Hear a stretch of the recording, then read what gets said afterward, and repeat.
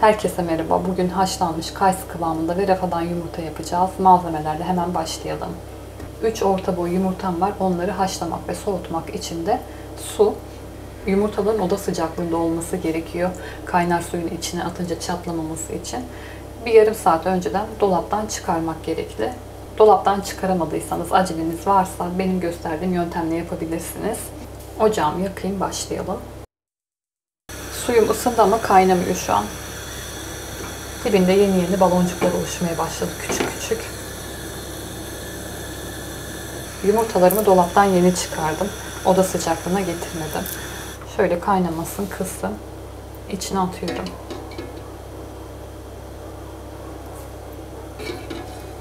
Bir 15 saniye kadar durdurdum.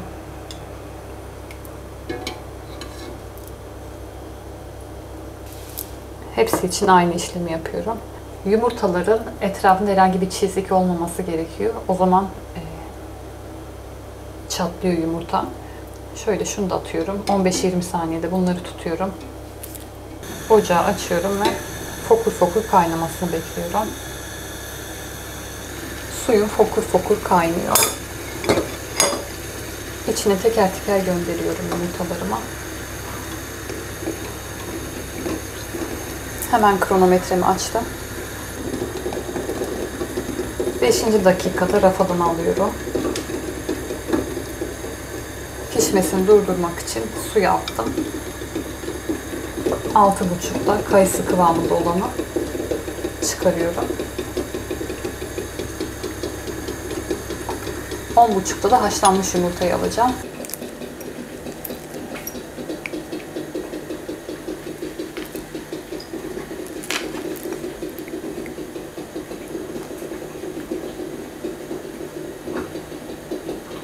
Beyazı da pişmiş.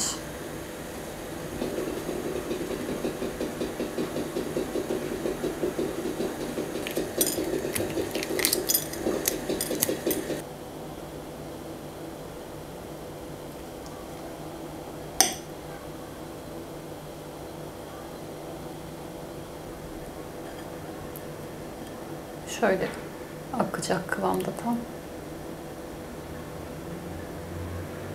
Haşlanmış yumurtanın beyaz kısmında bazen yeşilimsi bir renk oluşumu oluyor.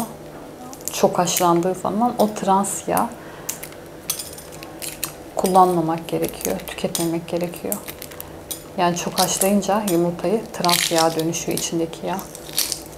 Trans yağ da sağlık için zararlı bir yağ.